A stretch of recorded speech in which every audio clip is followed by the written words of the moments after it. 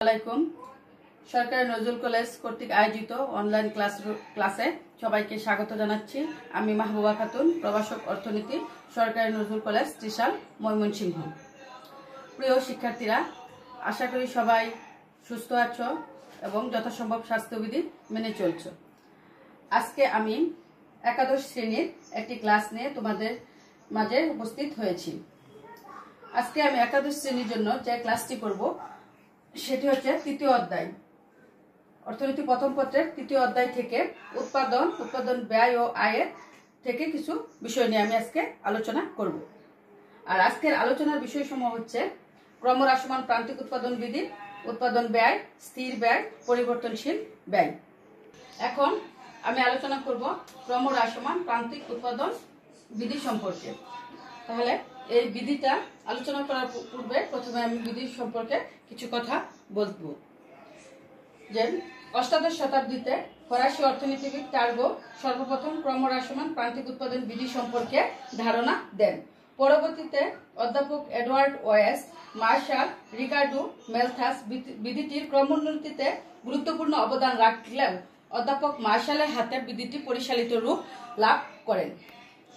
তাহলে বিধিটির মূল বক্তব্য হচ্ছে উৎপাদন কাজে ব্যবহৃত অন্যান্য উপকরণ এবং কলা কৌশল অপরিবর্তিত রেখে কোনো নির্দিষ্ট উপকরণকে নির্দিষ্ট হারে বৃদ্ধি করলে উৎপাদন যদি উপকরণ নিয়োগের হার অপেক্ষা কম হারে বৃদ্ধি পায় তাকে ক্রমহ্রাসমান প্রান্তিক উৎপাদন বিধি বলে।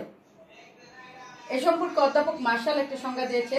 সেটি হলো এরকম যে অধ্যাপক মার্শাল বলেন, কোনো নির্দিষ্ট জমিতে চাষের জন্য অধিক হারে শ্রম ও মূলধন নিয়োগ করতে থাকলে সাধারণত আনুপাতিক হার অপেক্ষা কম হারে উৎপাদন বৃদ্ধি পায়। আর যে কোনো বিধির ব্যষ্টিক অর্থনীতি বা অর্থনীতিতে যে কোনো বিধির প্রমাণ করার জন্য আমাদের কিছু অনুমিত শর্ত ধরে নিতে হয়। সেগুলা কি?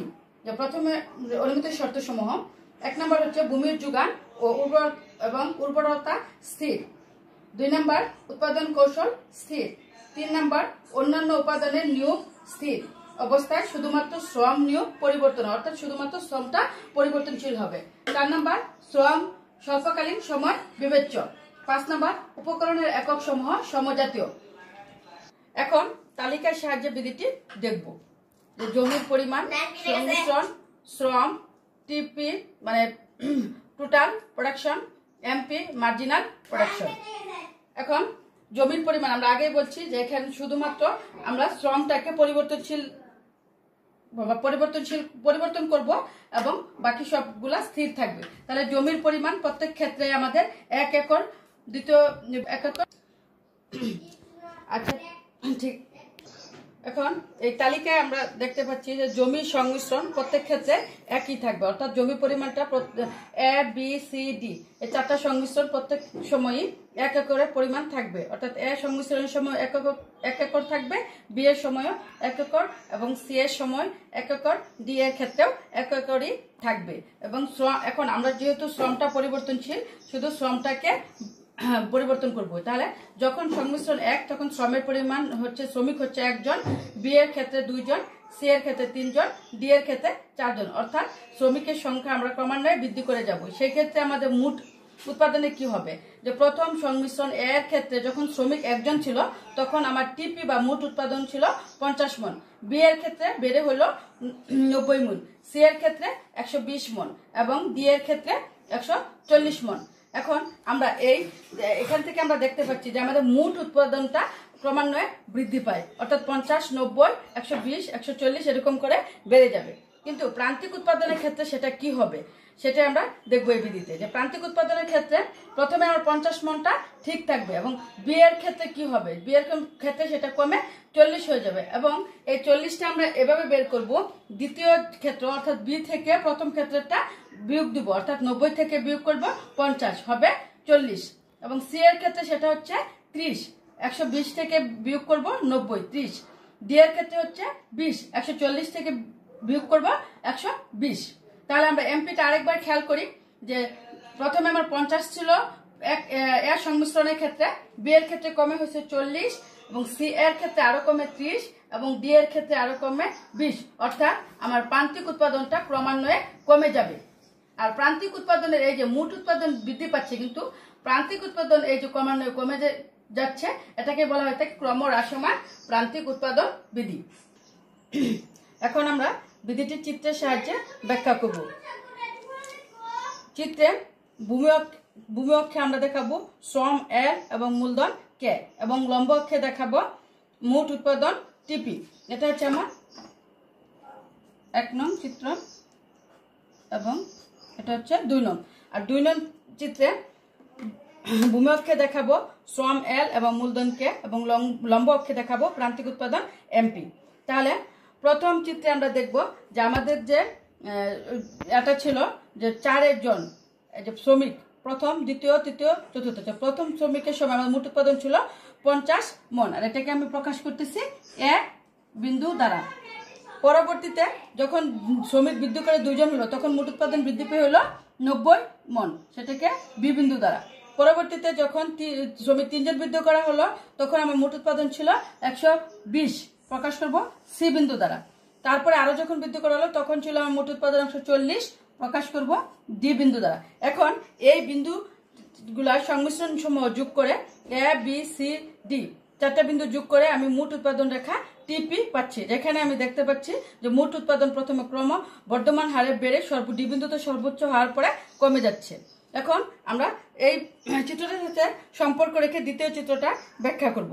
তাহলে দ্বিতীয় চিত্র আমি বলেছিলাম যে আমরা ভূমি অক্ষে দেখাবো শ্রম এল এবং মূলধন কে, এবং লম্ব অক্ষে দেখাবো প্রান্তিক উৎপাদন এমপি। তাহলে এ বিন্দুর সাথে সম্পর্ক রেখে যখন আমার শ্রমিক ছিল 1 জন, তখন আমার মোট উৎপাদন ছিল 50 মণ, এবং সেই সাথে আমার প্রান্তিক উৎপাদনও ছিল 50 মণ। এটাকে আমি প্রকাশ করব এ ড্যাশ বিন্দু দ্বারা। পরবর্তীতে যখন আমার শ্রমিক বৃদ্ধি পাইছে, সেক্ষেত্রে আমার মোট উৎপাদন বৃদ্ধি পাইছে, কিন্তু প্রান্তিক উৎপাদন হ্রাস পেয়ে হয়েছে 40 মণ, প্রকাশ করবো আমরা বি ড্যাশ বিন্দু দ্বারা। পরবর্তীতে আমার যখন 3 জন শ্রমিক নিয়োগ করা হয়, তখন আমার মোট উৎপাদন বৃদ্ধি পেয়ে 120 ছিল, কিন্তু প্রান্তিক উৎপাদন হ্রাস পেয়ে হয়েছে 30 মণ, সেটাকে আমি প্রকাশ করব সি ড্যাশ বিন্দু দ্বারা।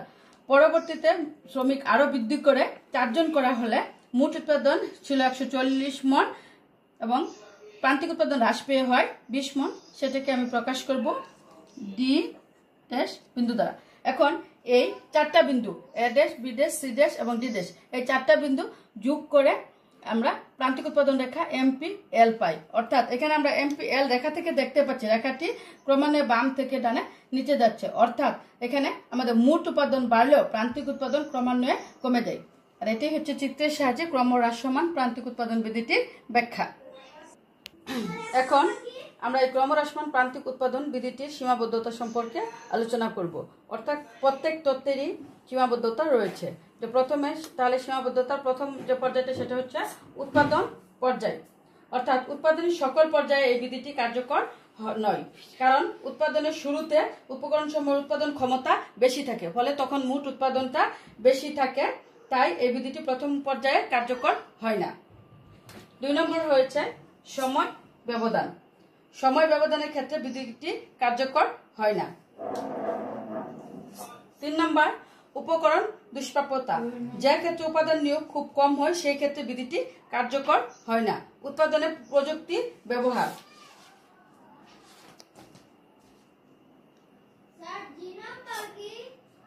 উৎপাদনে উন্নত প্রযুক্তি ব্যবহার এবং কৃষির আধুনিকরণের ফলে বিধিটি কার্যকর নাও হতে পারে। দীর্ঘকাল। সময় ব্যবধান দীর্ঘ হলে বিধিটি কার্যকর নাও হতে পারে, কারণ পরিবর্তনশীল উপকরণ স্থির উপকরণের সাথে সমন্বয় করা সম্ভব। প্রাকৃতিক কারণ। প্রাকৃতিক কারণে জমির উর্বরতা শক্তি বাড়লে বিধিটি কার্যকর হয় না। শ্রমের দক্ষতা।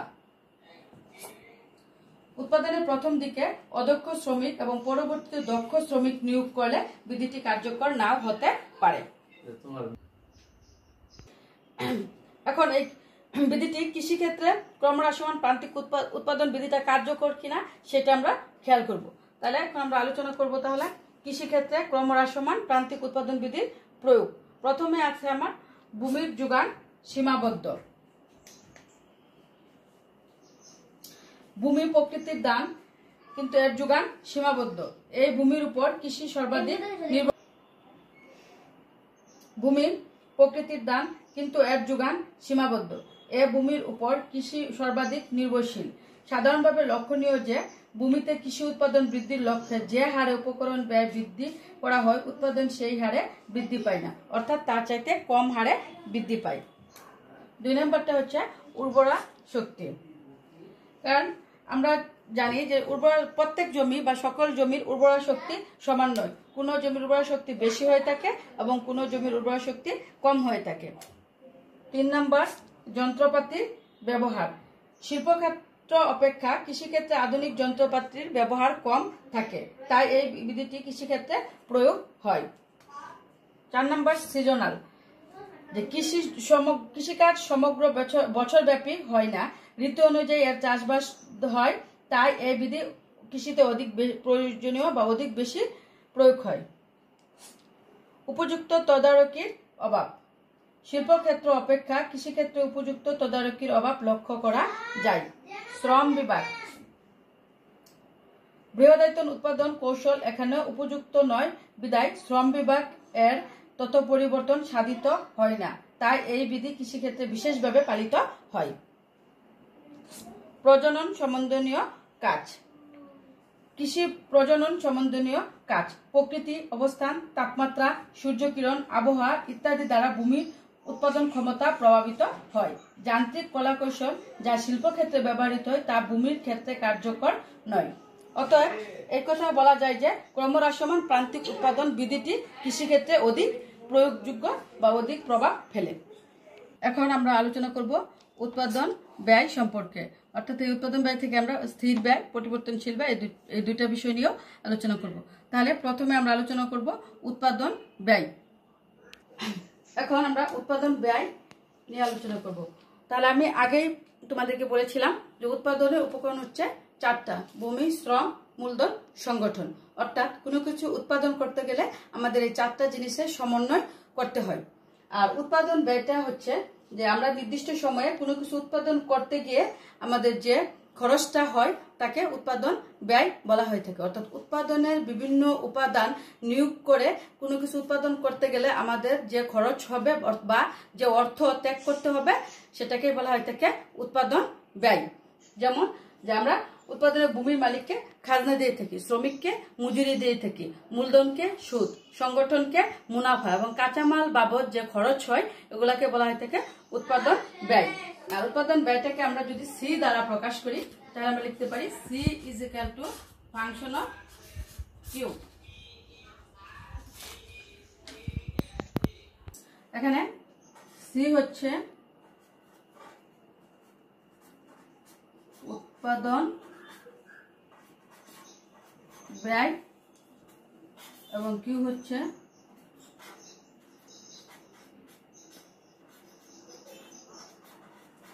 উৎপাদনের পরিমাণ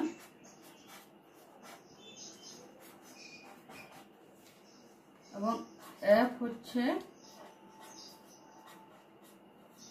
অপেক্ষক। তাহলে এখন আমরা আলোচনার সুবিধার্থে এই উৎপাদন অপেক্ষকটাকে 2 ভাগে ভাগ করে আলোচনা করব। একটা হচ্ছে স্থির ব্যয় আর একটা হচ্ছে পরিবর্তনশীল ব্যয়। তাহলে প্রথমে আমি আলোচনা করব স্থির ব্যয় নিয়ে। এখন স্থির ব্যয় নিয়ে আলোচনা করব।